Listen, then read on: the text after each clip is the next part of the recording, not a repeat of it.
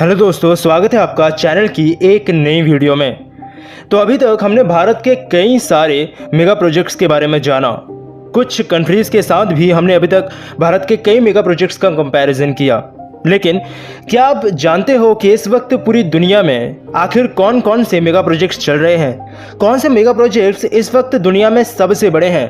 वो कौन सी कंट्रीज़ में बनाए जा रहे हैं और आखिर उन्हें बनाने में कितना खर्चा आ रहा है?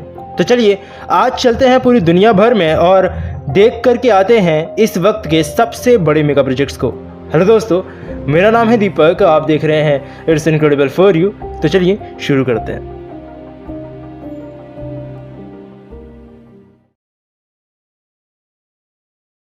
Number 8, Dubai land. Dubai land United Arab अमीरात दुबई में मौजूद एक एंटरटेनमेंट कॉम्प्लेक्स या कहें तो एक थीम पार्क का कलेक्शन होने वाला है, जिसकी ओनर दुबई होल्डिंग होगी। इस प्रोजेक्ट को साल 2003 में अनाउंस किया गया था, जिस वक्त इस प्रोजेक्ट की कॉस्ट 64 बिलियन डॉलर्स के आसपास आकी गई थी। लेकिन दुबई में आए फाइनेंशियल क्राइसिस और ग्लोबल रिसेशन की वजह से इस प्रोजेक्ट को साल 2008 में बीच में ही रोक दिया गया था।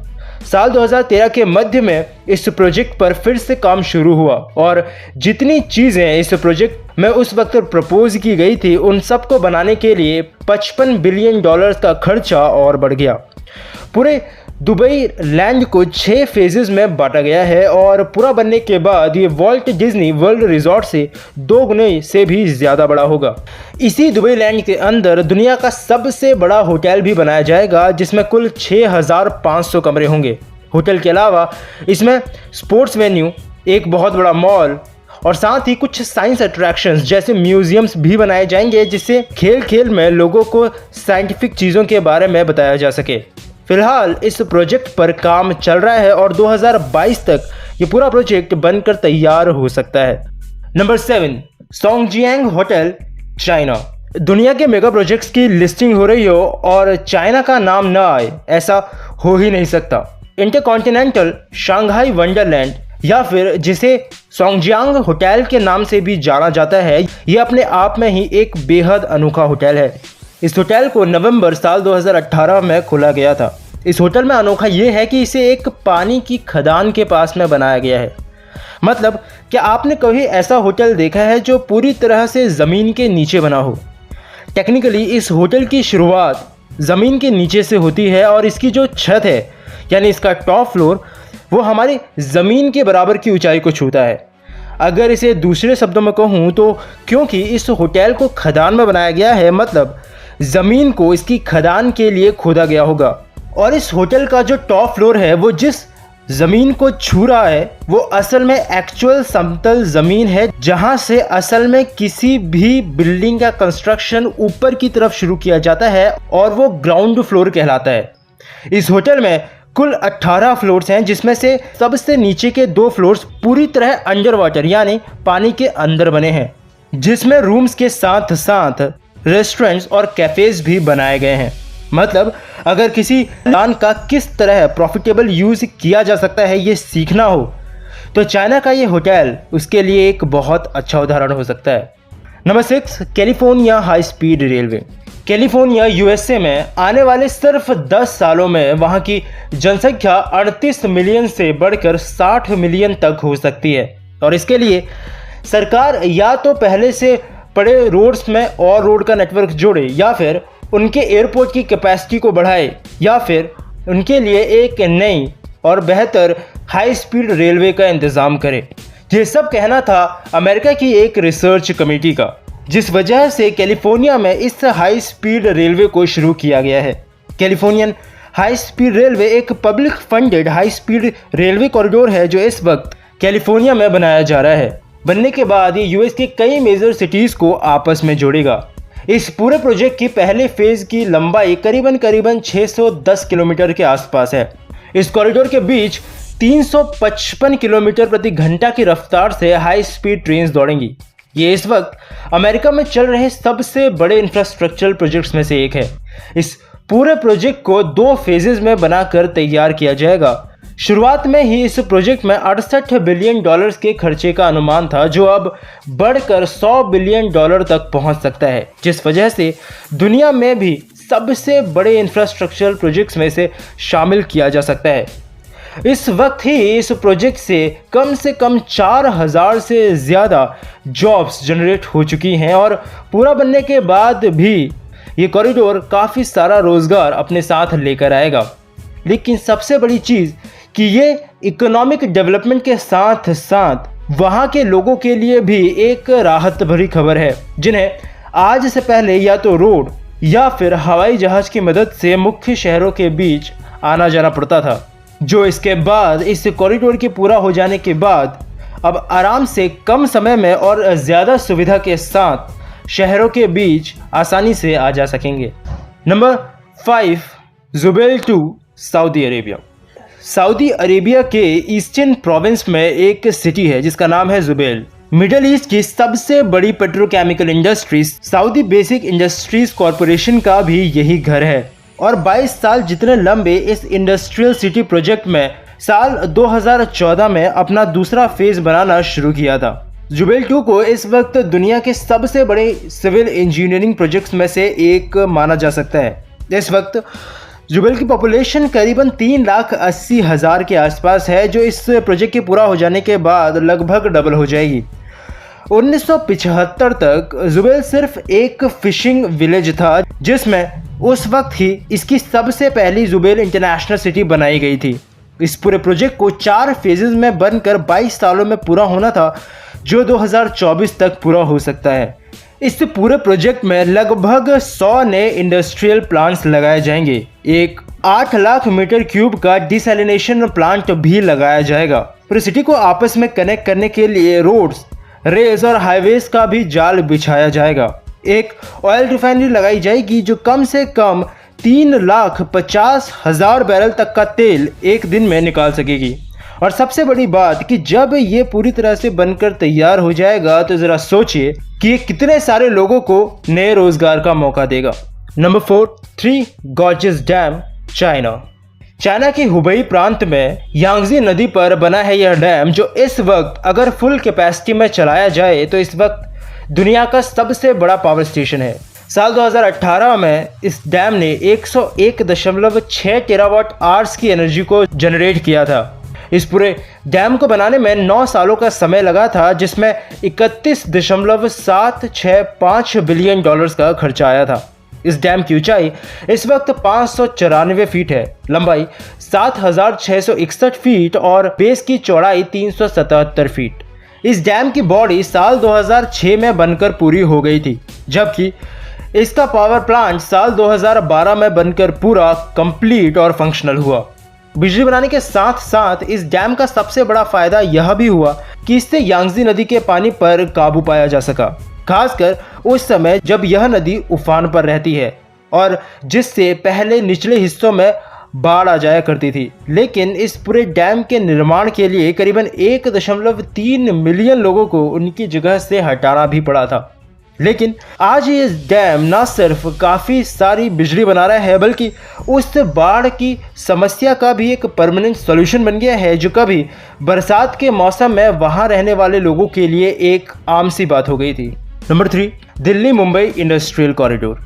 दिल्ली मुंबई इंडस्ट्रियल कॉरिडोर यानी DMIC मैंने पहले भी अपनी एक वीडियो में इंक्लूड किया है, लेकिन इसको इस बार इंक्लूड करने का कारण ये था कि ये इस वक्त 90 बिलियन डॉलर्स के साथ दुनिया के सबसे बड़े इंफ्रास्ट्रक्चरल प्रोजेक्ट्स में से एक है।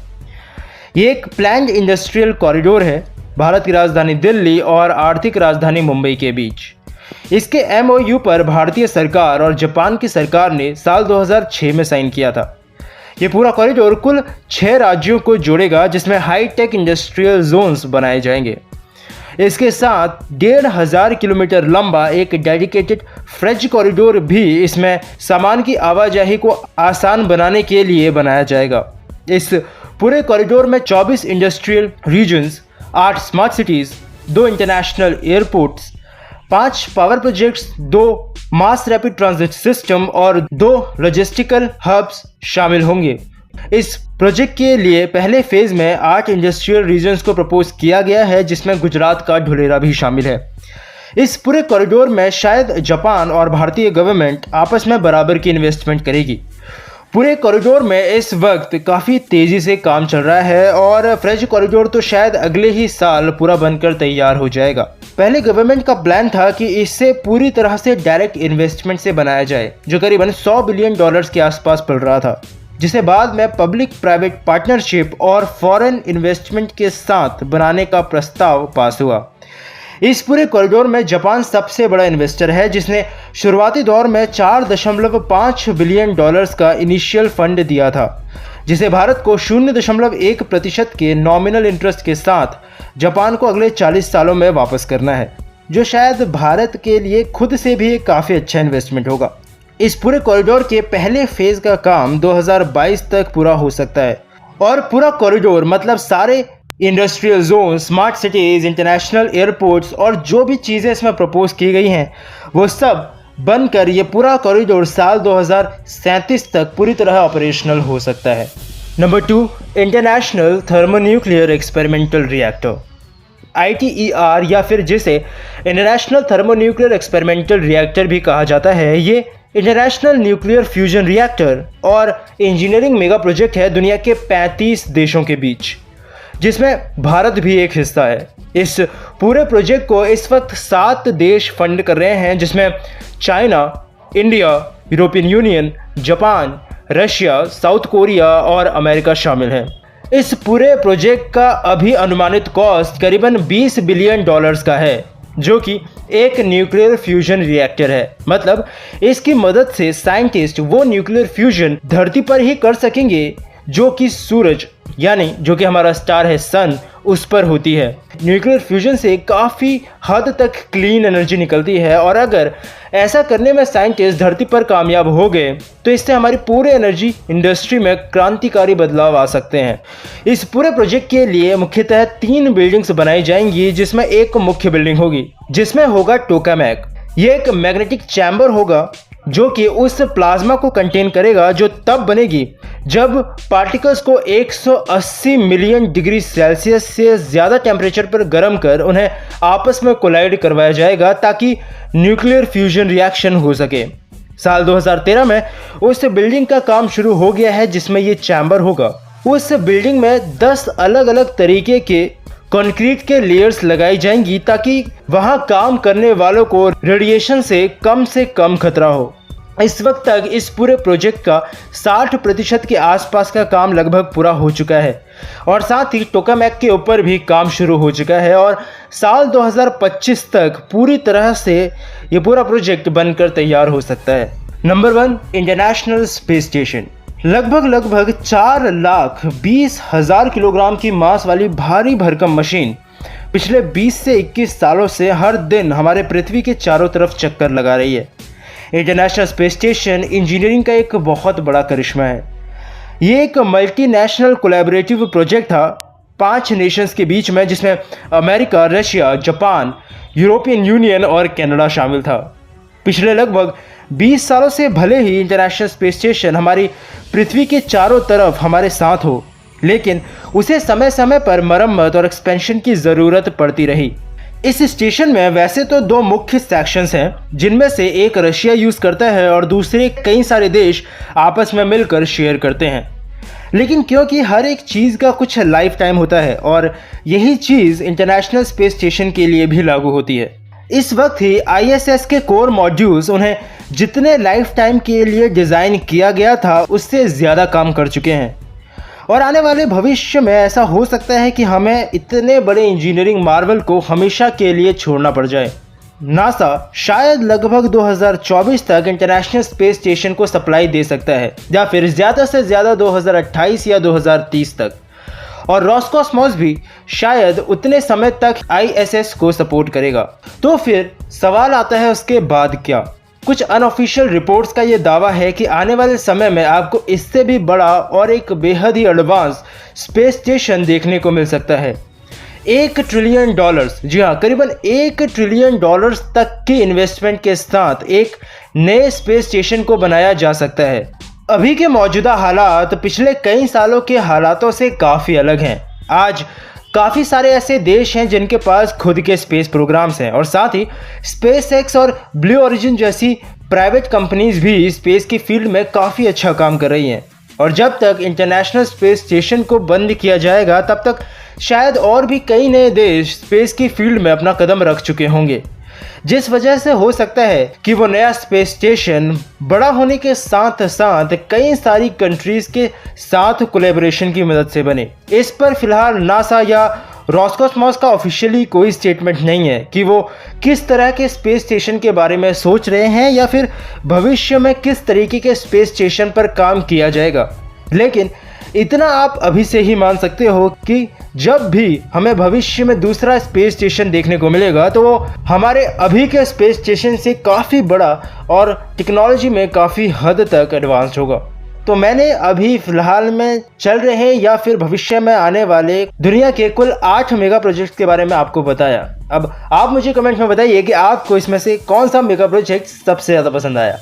तो बस इस वीडियो के लिए इतना ही। मुझे उम्मीद है कि आपको वीडियो पसंद आई होगी। अगर आपको वीडियो पसंद आई है तो इसे लाइक करना, अपने दोस्तों और फैमिली के साथ में शेयर भी, और अगर आप चैनल पर नए आए हैं तो चैनल को सब्सक्राइब किए बिना बिल्कुल मत जाइएगा, क्योंकि इस चैनल पर आपको ऐसे ही इंटरेस्टिंग टॉपिक से रिलेटेड वीडियोज़ मिलती रहेंगी। तो मिलता हूँ आपसे फिर से एक और नए इंटरेस्टिंग टॉपिक की एक नई वीडियो के साथ में। तब तक के लिए अलविदा।